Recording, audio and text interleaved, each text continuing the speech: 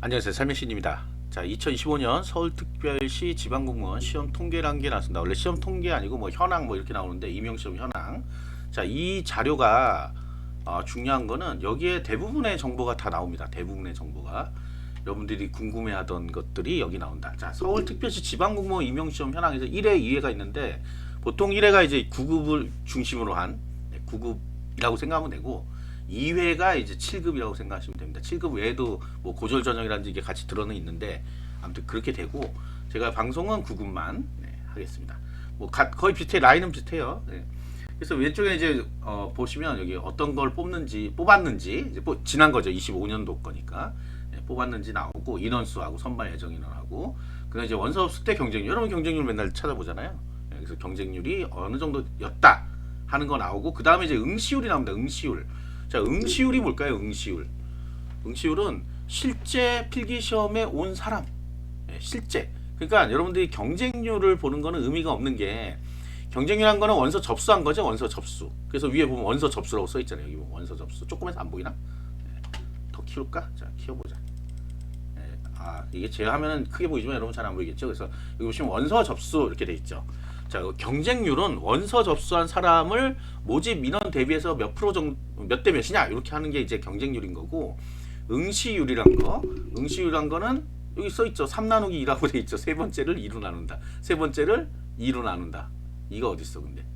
여기 2로 인원으로. 그러니까 응시율은 내가 실제 선발하는 인원으로 응시한 사람을 해서 몇 대 몇으로 나누는 거, 몇 대 몇으로 내는 거죠. 그래서 보시면 의미가 있는 건 뭐냐면 여기 보시면 전체 이건 총계예요. 12.6대 1이었는데 실제, 그래서 제가 요거는 실질 경쟁률이라 그래요. 실질 경쟁률은 8.3대 1이다. 그런데 요것도 아니에요. 실질적으로는 진짜 실질은 이거 아니야. 자, 어쨌든 12.6대 1인데 8.3대 1로 훅 줄죠. 자, 일반 행정 15대 1이야. 그냥 점 1까지 있어서 헷갈려. 15대 1이에요. 그런데 10대 1이에요. 10대 1. 옛날에 서울시 잘 나갈 때 30대 1도 나오고 그랬어요. 근데 이제 같은 날 시험 보고 이러기 때문에 그건 옛날 얘기야. 따로 보는 날이 있었거든요. 그때 뭐 전국에 있는 사람 다 같이 보니까 또 굉장히 높았는데 10대 1이면 뭐 옛날 사람들이 생각할 때는 뭐 그럼 높지 않네 이렇게 생각하는 거죠. 그래서 누가 그런 얘기해요. 공무원 시험 경쟁률이 왜 이렇게 낮아졌냐? 아니 지원하는 사람이 많지 않으니까 그렇죠. 그건 어쩔 수 없고. 왜 지원하는 사람이 없냐 이렇게까지 올라가면 인구가 줄었습니다. 인구가 줄어서 어쩔 수 없어요. 지금 학교에 학생들이 없잖아요. 인원수 확 줄어가지고 그거랑 뭐 맞물리는 거예요. 20대 인구가 줄어들어서 그래요. 30대 40대에서 계속 그대로 공부하고 있냐 그것도 아니거든요. 그래서 어쨌든 뭐 요 정도다. 예전에 20대 1 뭐 여기 기본인데 이제 10.3대 1. 그런데 또 여기서 놀라운 거는 여기 지금 일반행정 9급에 10.3대 1이라고 하는데 이거는 이제 제가 응시한 사람이라고 했죠. 응시한 사람들. 응시한 사람들. 그런데 여기 이제 이렇게 보는 거예요. 필기 합격한 거 보면 여기 뭐가 있어요.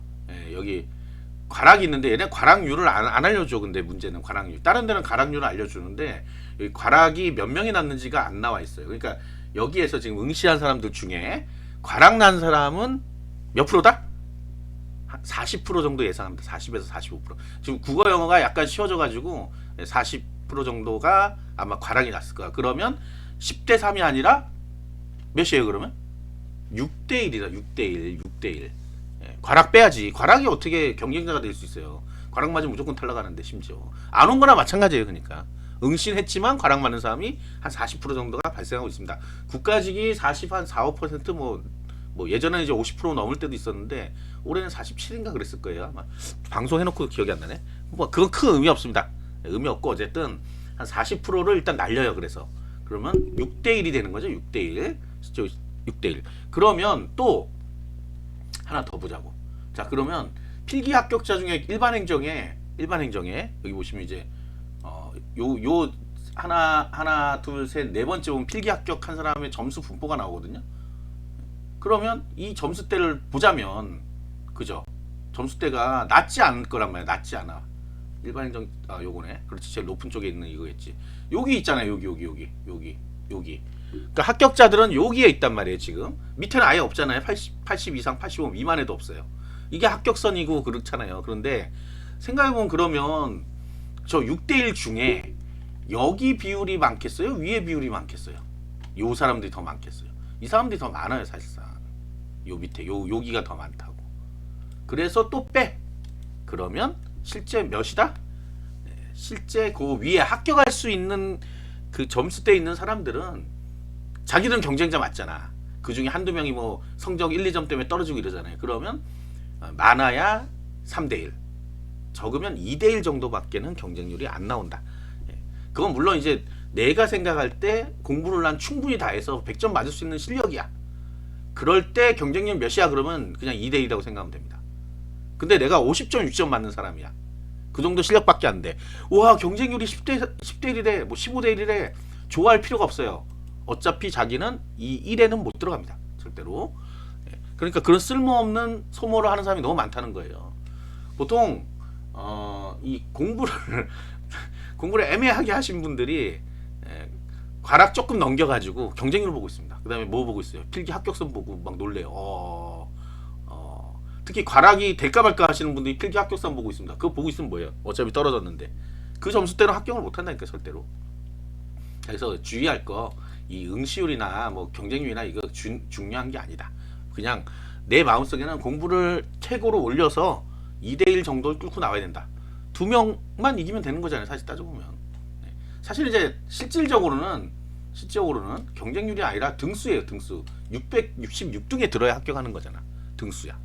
몇 명 중에 뭐 온 사람만 하자고 6,838명 중에 666등에만 들면 합격하는 거란 말이에요. 그러니까 몇 대 몇 하는 것보다 이게 더 실제로 와닿죠. 지방에 같으면 154명 중에 2명이 합격하는 거예요. 상위권. 이거 골고루 뽑는 건 아니니까. 로또 당첨 같은 게 아니기 때문에 그렇게만 들면 된다. 22등 할 만하잖아. 서울시에서만. 아니에요? 아닐 수도 있죠. 뭐. 자, 그래서 그런 내용들이 여기 쭉 나와 있고요. 그 다음에 남자 여자 얼마인가, 그 다음에 필기 합격선 몇인가. 자, 필기 시험 합격했다는 요거 있죠. 왜 위에는 필기 시험 합격이고 밑에는 합격선일까요? 최종 합격은 왜 합격선이 없어? 이 질문 많이 합니다. 왜 합격선은 필기 합격선이냐? 근데 필기 합격선은 잘 보시면 여기 보세요. 인원 필기 시험 합격 857명으로 나와 있죠. 지금 666명 뽑는다 그랬는데 왜 도대체 필기 시험을 이렇게 많이 뽑았어? 그래야 면접 보고 나서 최종 합격을 할 수 있으니까. 면접에서 떨어뜨리려고? 아니죠. 그 얘기는 아니야. 면접에서 어떤 일이 일어날 수 있고 면접에서 뭐 막 떨어뜨리는 그런 시험이 아닙니다. 면접 시험 자체가. 뭐 물어보고 답변하는데 뭐 이렇게 떨어뜨릴 수가 있겠어요. 그러니까 거기는 우수, 보통, 미흡 3개밖에 없거든요. 근데 우수는 진짜 대단한 사람인 거야. 거의 없어요. 미흡은 있을 수 있어요. 막 딴소리하고 뭐 혼자 이상한 세계관에 빠져가지고 이상한 소리하고 뭐 그러면 미흡을 줄 수 있어. 그래서 대부분은 보통을 받습니다. 보통. 대부분은 보통이란 걸 받아요. 그리고 보통은 동점이 되잖아. 그러면 면접 시험 점수는 3개밖에 없다니까. 그럼 보통이 됐으면 동점자가 생긴 거잖아. 면접은 다. 그래서 그때부터 필기시험 점수로 선발합니다. 그러면 결국 여기 지금 합격한 857등 중에 666명만 합격하는 거예요. 결국 667명 합격했네. 한 명 더 합격했네. 뭐 동점자가 생겼나 봐요. 그래서 667등 안에 들었어야 합격하는 거야. 그럼 나머지 여기 남은 사람은 탈락한 거죠. 탈락했어요. 탈락했어요. 그런데 그래서 이제 탈락했는데 너 몇 점에 떨었어? 그런데 나는 88점에서 떨었어. 그러면 사람들이 왜 떨어졌지? 합격선인데? 아니죠. 이거는 필기 합격선이었잖아. 필기는 합격했잖아. 그런데 이보다는 점수가 높았던 거죠. 89, 90, 91. 뭐 우리가 보통 평균 한 2, 3점 더 높아야 된다 그래요. 최소한 1배수라 그러죠. 1배수. 666등에 들려면 1배수 정도면 평균 2, 3점은 더 높다. 이제 90점대 넘어가면 더 좁아지고요. 그게 80점대로 늘어지면 조금 올라가는데 그까지 더 있을 수 있잖아요. 그래서 뭐 2, 3점 정도 높아야 합격한다. 그러니까 내가 88점이었다 그러면 만약에 필기시험 합격했는데 내 점수를 보니까 필기 합격선이에요. 그러면 포기해야 되죠. 네, 여러분은 포기할 거야. 그러나 아까도 얘기했죠. 면접에서는 우수란 게 있습니다. 우수가 있고 또 내가 면접 시험을 아예 안 보는 거나 보는 건 달라요. 그래서 봐서 최선을 다해서 우수 받을 만큼 해야 된다는 거야. 한 달 정도 시간이 있거든요. 남들 다른 거 할 때 무조건 우수 받을 정도로 해놓으면 어쨌든 나중에 추가 합격이란 것도 있고 뭐 있어요. 다른 데로 가버리고 이러면 뭐 국가직으로 가버리고 이러면 추가 합격자가 나오니까 그럴 때 또 노릴 수가 있는데 아예 안 가는 사람도 있어요. 어차피 난 여기에 합격선에서 안 돼. 그러면 이제 문제가 생기는 거죠. 그리고 올해는 양평이 안 나왔습니다. 양평. 이 양성 합격선이라는 게 양평에 양성 평등이라는 제도가 있어요. 그래서 한쪽 성이 모자랄 때 한쪽 성 끌어올리는 건데 대부분 안 나오고 나온 데 있긴 있죠. 나온 데 있긴 있어요.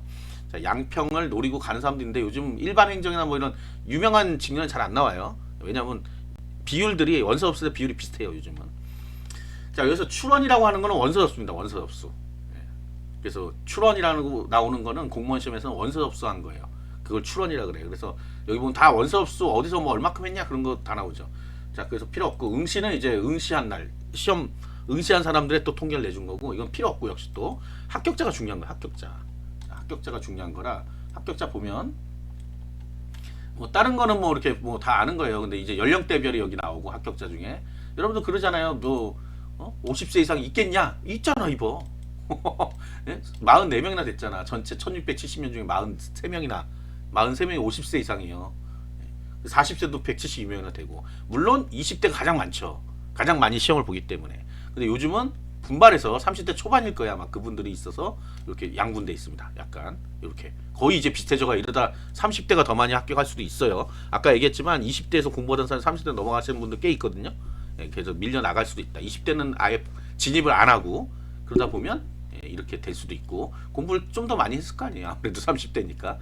이분들이 이제 대단한 거죠. 공부가 잘 안 될 나이인데 공부를 했으니까. 자, 그 다음에 이제 거주 지역별로 서울은 거주 제한이 없기 때문에 각 지역에서 이제 몇 명 정도 합격하느냐 이걸 보여주는 거예요. 가장 많은 게 이제 서울이 가장 많겠죠. 서울이 가장 많죠. 그 다음 어디가 많겠어요? 경기도야 인구가 많으니까 경기도. 그 다음에 인천이 많은데 인천은 얼마 안 됐네. 부산이 더 많죠. 부산에 인구 비율대로 거의 나와요 보면. 대구가 특이하게 대구는 작년 같은 경우에 2025년에는 본인들 거주 제한이 없었어요. 그래서 거꾸로 서울로 와서 시험 많이 봤습니다. 대구는 왜냐면 선발인이 적기 때문에 다른 지역까지 와서 막 시험 봤단 말이야. 그래서 2026년에 대구가 다시 부활됐어요. 거주 제한을 다시 부활시켰어요. 그러니까 이게 굉장히 아이러니한 거예요. 그리고 본인 지역에 사는 사람은 서울에 가서 시험 봐버리고 그래서 많이 합격했죠. 그 나머지는 이제 뭐 그냥 뭐 인구 비율대로 이 정도로 된다. 그래서 뭐 서울에 있는 사람만 합격할 수 있나요? 근데 아니죠. 근데 이제 서울 같은 경우에는 거꾸로 못 내려가죠. 이쪽으로는 지방지 시험에서는 거주 제한이 전부 다 있어. 서울 빼고는 다 있단 말이야. 이제 또 대구도 이제 생겼으니까. 그러다 보니까 서울 사람은 역차별 아니냐 이런 얘기 나오는데 서울은 왜 전국에서 다 뽑을까요? 그러니까 이러니까 또 국가직이니까 국가직이 아니랄까 서울은 왜 그럼 이름이 서울시 지방직 공무원이야? 지방직 공무원 국가공무원이 돼야지. 그리고 서울이 왜 국가공무원이야? 또 따져보면 그잖아요. 세종이 국가공무원이 돼야지. 그것도 모르더라. 헷갈립니다. 네, 헷갈리는 게 아니야. 그냥 처음에 개념을 잘못 잡아서 그렇습니다. 서울은 지방자치단체 그래서 지방직인 거예요. 그게 뭐 지방에 살아서 지방직이 아니고요. 그거를 자꾸 모르니까 지방이면 지방직, 서울이면 서울직 이렇게 얘기하죠.